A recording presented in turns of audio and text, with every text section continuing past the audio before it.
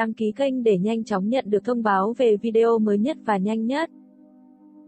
Hợp đồng giữa Huawei và Dịch Dương Thiên Tỷ sắp đến hạn, có nhãn hiệu điện thoại nội địa đang tiếp xúc với cậu. Dịch Dương Thiên Tỷ hiện tại cùng tư bản Bắc Nạp chung một tuyến, về sau sẽ tham gia rất nhiều tài nguyên phim ảnh chủ lưu do Bắc Nạp đầu tư. Hiện giờ có không ít đạo diễn, nhà sản xuất phim điện ảnh và truyền hình chính thống chỉ đích danh Dịch Dương Thiên Tỷ tham gia thử vai, muốn cậu ấy đóng phim của họ. Thương nghiệp cắm vào bộ phim điện ảnh Tặng Bạn Một Đóa Hoa Nhỏ Màu Đỏ, hầu như đều do một mình Dịch Dương Thiên Tỷ gánh. Nhãn mà cậu đại diện đều cho bộ phim này tài nguyên hợp tác marketing, bản tính của Dịch Dương Thiên Tỷ rất trầm ổn, khiến cho đoàn đội cũng chậm rãi đi theo hướng chín chắn thành thục, một vài fan hâm mộ cá biệt không lý trí cũng không ảnh hưởng đến danh tiếng của cậu. Lý Vũ Xuân và Dịch Dương Thiên Tỷ dùng chung công ty quan hệ xã hội, sang năm Dịch Dương Thiên Tỷ sẽ tham gia tiếp mùa 2 của Bạn ơi hãy lắng nghe. Năm nay Dịch Dương Thiên Tỷ không tham gia các đêm hội kết năm, cậu ấy đang quay movie Trường Tân Hồ, cần tranh thủ thời gian.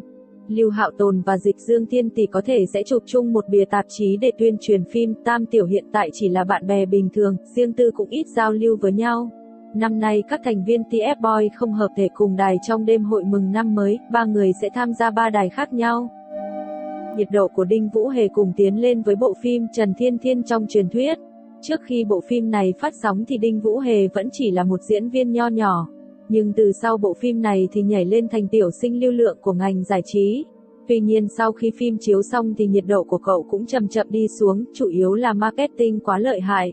Đối với tiêu chuẩn nhan sắc trong giới giải trí thì nhan sắc của cậu khi không có filter quả thật hơi kém, mà đoàn đội thao tác cũng không ít. Đụng thiết lập cá nhân với rất nhiều lưu lượng, chọc không ít fan hâm mộ nhà khác. Tuy nhiên vai chính Khúc Biến Tấu Ánh Trăng của cậu chưa phát sóng đã nổi, nhận được rất nhiều sự chú ý từ fan hâm mộ. Tiếp theo để xem bộ phim có thể mang đến bất ngờ cho mọi người hay không, đoàn đội Đinh Vũ Hề gần đây liên tục marketing về cảm giác tống nghệ. Bởi vì cao tầng Đài Xoài đang suy tính đến cậu, có ý để cậu thay thế Đồng Trác, Hoa Tư dẫn, bản remake đang tiếp xúc Đinh Vũ Hề.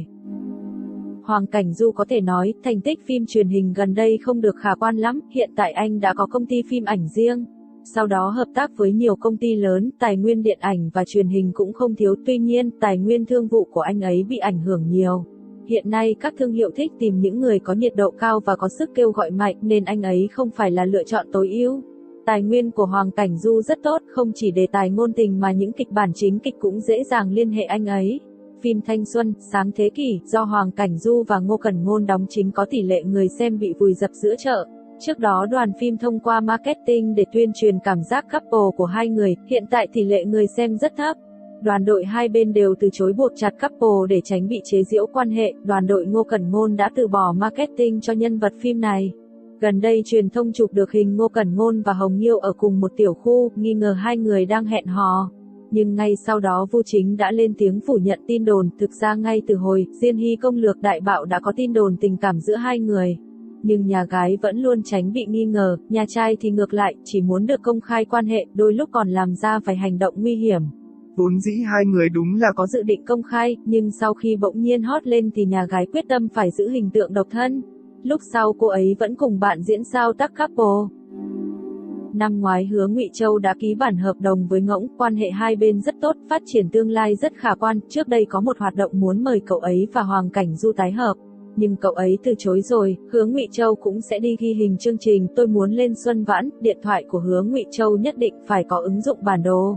Đơn giản là vì cậu ấy hay mù đường. Gần đây hình ảnh mới trong phim của Hứa Ngụy Châu và Cảnh Điềm được phát ra, nếu chỉ nhìn ảnh thì hai người vẫn tương đối có cảm giác couple. Tuy là Đại Điềm Điềm mấy năm nay sự nghiệp đi xuống nhưng cũng coi như là có danh xưng quốc tế, cho nên với Cảnh Điềm mà nói việc hợp tác với Hứa Ngụy Châu đúng là rớt đài. Nhưng mà tuy rằng Hứa Ngụy Châu được lợi khi hợp tác với Cảnh Điềm nhưng hai người ở phim trường cũng không tương tác nhiều lắm, đương nhiên ít tương tác cũng có nghĩa là ít bị truyền ra chuyện xấu. Nhất là Hứa Ngụy Châu đang ở trong giai đoạn sự nghiệp đi lên, không cùng sao nữ khác thân mật là chuyện hoàn toàn chính xác về sự nghiệp. Bộ phim của Hứa Ngụy Châu và Na Chát đang cực kỳ được đài truyền hình coi trọng, thậm chí dự đoán sẽ bạo nếu như rating tốt. Lại thêm bộ phim này cùng Cảnh Điềm nữa thì địa vị của Hứa Ngụy Châu trong giới phim ảnh cũng trực tiếp nâng lên hẳn một bậc. Ngày 8 tháng 12 Vương Nhất Bắc phát hành bài hát mới Hivi là nhạc phim hữu phỉ, giai điệu nhẹ nhàng, lời cổ phong, từ từ kể ra tình cảm sâu đậm của Tạ Doãn dành cho Chu Phỉ. Tiếng guitar kết hợp với tiếng sáo du dương xây dựng ra khung cảnh giang hồ đầy ý thơ cùng tiêu sái chỉ thuộc về Hữu Phỉ chỉ sau vài giờ ra mắt. Ca khúc Hivi nhạc phim Hữu Phỉ do Vương Nhất Bác trình bày đã lập kỷ lục bán ra trên QQ Music. Tuy nhiên, trên Weibo xuất hiện hàng loạt bình luận với hashtag khó nghe của cư dân mạng nhằm chê bai bài hát này. Vương Nhất Bác hát khó nghe quá, Hữu Phỉ không phải là phim kiếm hiệp à? Sao lại có cảm giác như tân dòng sông ly biệt vậy? Sau khi ca khúc Hivi nhạc phim Hữu Phỉ do Vương Nhất Bác thể hiện được công bố thì từ khóa khó nghe đã lên no 4 hot search. Quảng trường từ khó nghe đều nói về ca khúc Hivi do Vương Nhất Bác thể hiện. Trong lúc này, Triệu Lệ Dĩnh đã có động thái ủng hộ cổ vũ Vương Nhất Bác. Cô ấy đăng Weibo với nội dung dễ nghe, có thể thấy quan hệ của hai người thực sự rất tốt, mong chờ Hữu Phỉ sớm lên sóng để thấy tương tác của hai chị em. Bài đăng của Triệu Lệ Dĩnh đã lên no 2 hot search. Tiếp theo đó, các diễn viên khác như Trương Tuệ Văn, Trần Nhược Hiên, Chu Khiết Quỳnh cũng đồng loạt đăng Weibo với nội dung giống Triệu Lệ Dĩnh, bày tỏ sự ủng hộ dành cho Vương Nhất Bác cũng như ca khúc Hivi. Mới đây Đinh Thái Thăng đăng bài trên Weibo đánh giá bài hát của Vương Nhất Bác nghe dở bởi vì Triệu Lệ Dĩnh khen bài hát hay. Đinh Thái Thăng còn đăng bài chê gu thưởng thức của Triệu Lệ Dĩnh là quê mùa. Đinh Thái Thăng là một ca sĩ sinh năm 1977, ngay khi vừa ra mắt thì ca khúc Hivi đã thu được những thành tích đáng nể. Khi lên sóng 2 phút đã được chứng nhận đĩa song kim, sau 5 phút đã được chứng nhận đĩa tam kim, sau 9 phút lượng tiêu thụ đã vượt qua mức 333.300 bản, doanh thu đạt mốc 1 triệu nhân dân tệ. Nhận được chứng nhận bài kim trên QQ và cũng là ca sĩ đại lục vượt qua mốc 800.000, 1,2 triệu lượt đặt trước album nhanh nhất trên nền tảng QQ Music. Sau 45 phút lượng tiêu thụ vượt qua mức 666.670 bản, doanh thu vượt mốc 2 triệu, đạt 2 chứng nhận bài kim.